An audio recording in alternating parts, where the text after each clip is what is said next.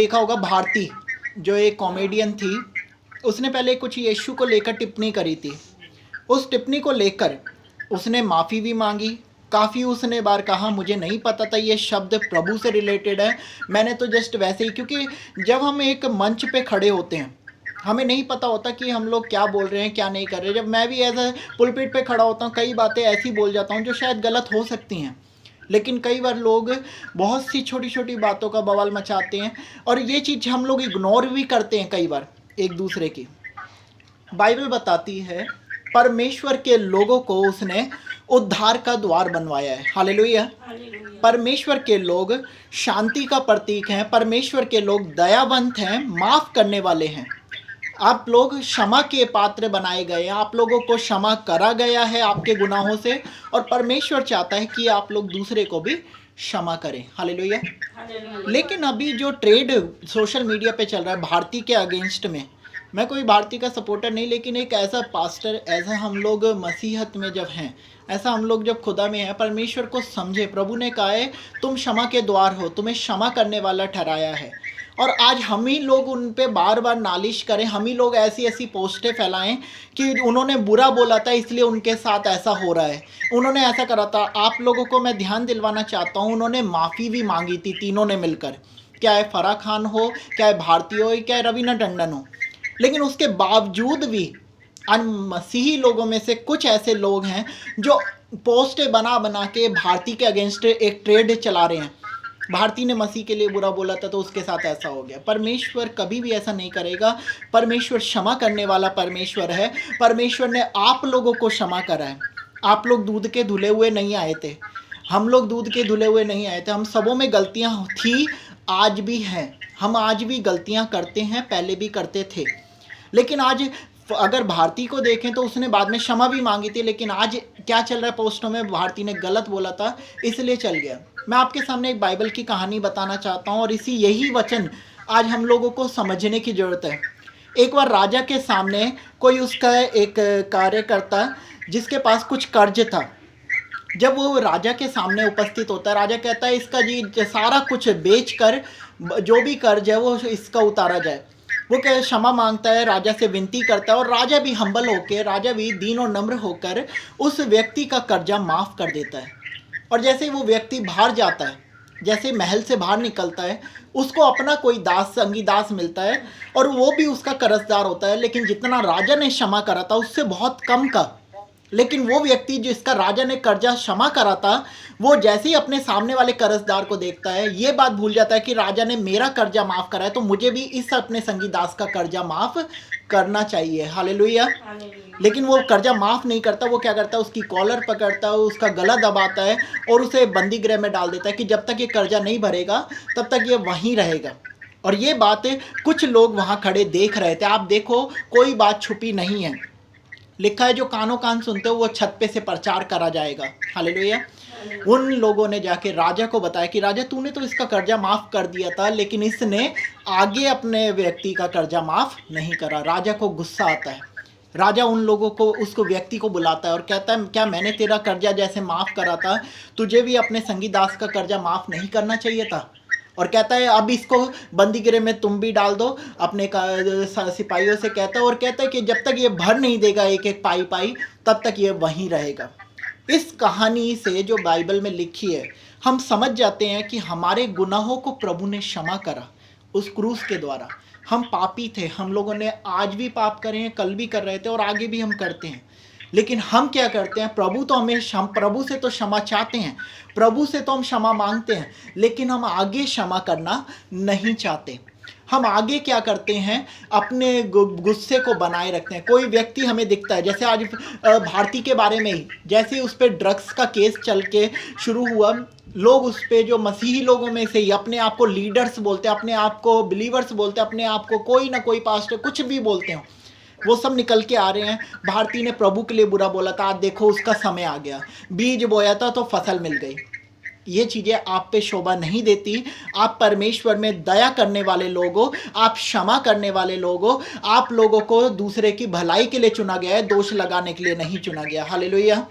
आज भारती ने जो पीछे गलती करी थी उसकी क्षमा जब मांग ली है तो हम लोगों को क्या करना चाहिए, उसके लिए प्रार्थना करनी चाहिए। उसने 10 ट्वीट करके, उसने वीडियो बना के, उसने बतेरी चीज़ों से क्षमा मांगी। उसने चर्च में भी जाके एक पास्टर के पास क्षमा मांगी। अब आप इस बातों को अगर खींचते रहेंगे तो आप प्रभु के लोग नहीं बल्कि आप शैतान का काम करते हैं। शैतान क्या करता है, खड़ा होता है और प्रभु के सामने कहता है अय्यूब के लिए कि देख ये इसके धन संपत्ति छीन तब ये तेरे लिए बुरा बोलेगा, इसका परिवार छीन तब ये तेरे लिए बुरा बोलेगा। हम दोष लगा रहे हैं, हम प्रभु के बारे में गलत, प्रभु के नाम को गलत तरीके से लेके आगे बढ़ रहे हैं। परमेश्वर के लोगों को क्षमा करना सीखना चाहिए। परमेश्वर के लोगों को अंदर से दया भावना लेके आनी चाहिए। ऐसा नहीं है कि हम मनुष्य नहीं हैं, हम मनुष्य, हमसे गलतियां होती हैं।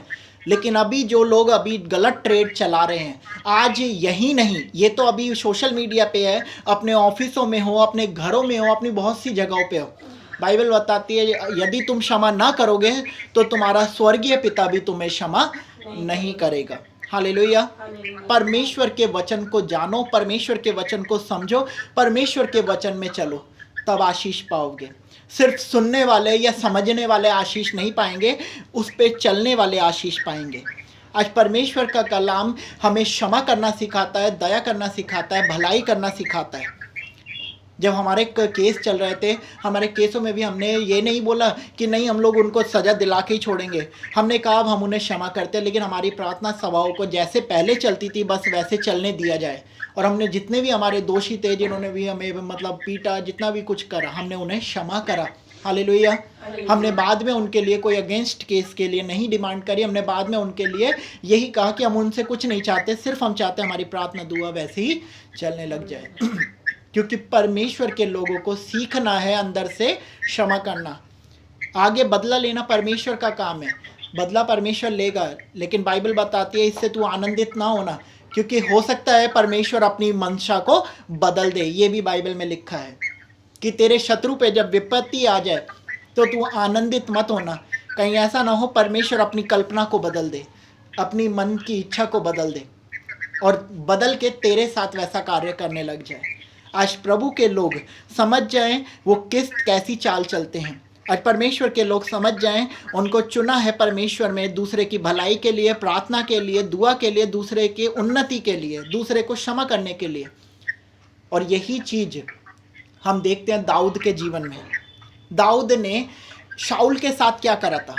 शाऊल बार बार दाऊद को मारना चाहता था, बार बार उसके पीछे पड़ता था, लेकिन दाऊद के हाथों में 3 बार परमेश्वर ने मौका दिया जब दाऊद किसको मार सकता था, शाऊल को, लेकिन दाऊद ने मारा नहीं मारा। क्या बोला, ये प्रभु का अभिषिक्त जन है, मैं इस पर हाथ नहीं उठा सकता हूँ।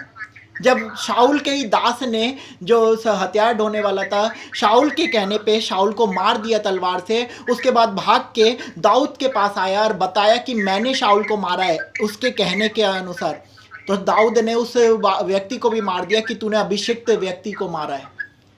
हालेलुया। दाऊद वचनों पे चलता था, इसलिए प्रभु ने कहा ये व्यक्ति मेरे मन के मुताबिक है। सिर्फ बातों से, कपड़ों से, कामों से, हमें कामों से परमेश्वर का बनना है। आज परमेश्वर चाहता है कि आप वचन फॉलो करें। परमेश्वर चाहता है प्रभु के समान बनना शुरू करें। परमेश्वर ने दोष नहीं लगाया, बल्कि परमेश्वर ने माफ़ी का पैगाम दिया। हालेलुया। इस क्रिसमस से पहले आप भी माफ़ करना सीख जाएं, आप भी अपने लोगों के लिए दुआ करना सीख जाएं। यही परमेश्वर चाहता है। और माफ़ी का इंजाम क्या आता है, दाऊद को ऐसा नाम मिला जो आज तक चला आ रहा है। दाऊद के वंश में से यीशु मसीह ने जन्म लिया, जिसमें से वायदा था कि दाऊद के गद्दी पे दिया हमेशा जलता रहेगा, और वो यही हुआ। दाऊद के जो घराने से होकर प्रभु यीशु ने जन्म लिया। कितनी सौभाग्य की बात है। आज हमें भी परमेश्वर का अगर जन बनना है, अगर हमें भी प्रभु के समान बनना है, तो हमें पहले क्षमा करना सीखना होगा, जो सबसे मुश्किल काम है। जब कोई सामने से आपको गाली दे रहा होता है, फिर भी आपको उसको कहना होता है जा प्रभु तुझे आशीष दे, ये मुश्किल है। आज तो एक नया ट्रेड चला है, जब हम कहते हैं जा प्रभु तुझे आशीष दे, एक श्राप की तरह इस्तेमाल करते हैं। मन में तो हमारे बैर है, पर मुंह से हम कहते हैं जा प्रभु तुझे आशीष दे। और ऐसा भी करना हमारे लिए परेशान है, क्योंकि बाइबल बताती है जैसा बीज तुम बोओगे तुम्हारे पास ही वापस आएगा। हालेलुया। फसल तुम्हें ही मिलेगी, बल्कि तुम्हें अधिक दिया जाएगा। अगर तुमने किसी को श्राप दिया तो तुम्हारे पास भी श्राप रिटर्न में आएंगे। इसलिए जितना हो सके दूसरे के लिए भलाई करो, उन्नति करो, क्योंकि जैसा बीज आज आप लोग डालेंगे वैसी ही फसल आप लोगों को मिलेगी, बल्कि बढ़ के मिलेगी। यही प्रभु का कलाम आज मैं आप लोगों को बताना चाहता हूँ। क्षमा करें। क्षमा करने से कई बार हमारी प्रार्थनाओं का उत्तर इसलिए नहीं मिलता क्योंकि हम अपने मन में बैरों को बना के रखते हैं। हम दुआ कर रहे हैं, कोई फायदा नहीं है। आप जब तक अंदर से प्रभु के समान काम नहीं करेंगे, परमेश्वर के समान अपने हृदय को खाली नहीं कर लेंगे, दीन और नम्र, शून्य, समझदार तो सब बन जाते हैं और इसीलिए पागलों के समान काम करते हैं। शाऊल भी बहुत बुद्धिमान था, शाऊल बहुत ताकतवर भी था, लेकिन क्या हुआ? बुद्धि खत्म हो गई, प्रभु के समान नहीं चला तो क्या हुआ? सब खत्म हो गया। पर दाऊद एक बच्चा होके प्रभु के सामने आया और आशीष पाके निकला और ऐसा नाम पाया जो आज तक लिया जाता है। हालेलुया। आज आप लोग प्रभु के समान अगर बनना चाहते हैं, प्रार्थना करें, दूसरे को क्षमा करें और परमेश्वर के लिए दूसरे की भलाई करें। आइए हम अपनी आंखों को बंद करेंगे। ये प्रभु